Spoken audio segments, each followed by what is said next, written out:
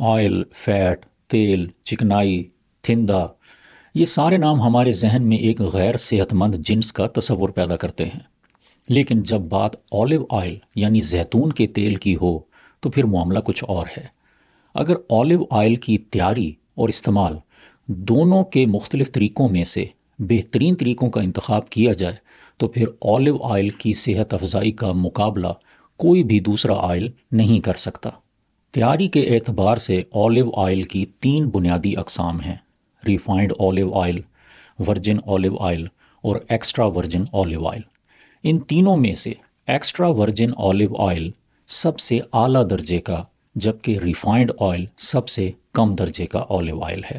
اسی طرح آئل کے استعمال کے بھی تین بنیادی طریقے ہیں: ڈیپ فرائنگ، لائٹ فرائنگ اور را یوز۔ ان تینوں میں را یوز یعنی آلیو آئل کا بغیر فرائی خام استعمال سب سے زیادہ صحت افزا ہے، جبکہ ڈیپ فرائنگ سب سے کم صحت افزا استعمال ہے۔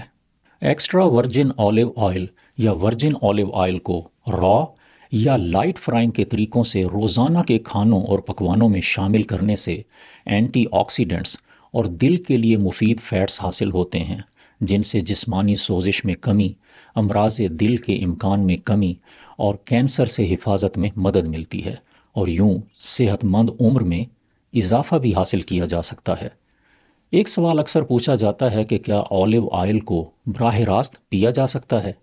اس کا مختصر جواب تو یہ ہے کہ جی ہاں، تھوڑی مقدار میں پیا جا سکتا ہے، لیکن اس کی ضرورت ہی کیا ہے؟ آلیو آئل استعمال کرنے کے جب کئی بہتر اور مزید صحت مندانہ طریقے موجود ہیں تو پھر اسے دوا کی طرح پینے کی ضرورت نہیں ہے۔ آلیو آئل کو سلاد پر چھڑکا اور سیلڈ ڈریسنگز میں شامل کیا جا سکتا ہے، ویجیز اور پاستا وغیرہ پر ڈالا جا سکتا ہے، ساس اور ڈپس میں ملایا جا سکتا ہے، ٹوسٹ اور روٹی پر لگایا جا سکتا ہے، اور لائٹ فرائنگ اور ہلکی آنچ والی کوکنگ میں استعمال کیا جا سکتا ہے۔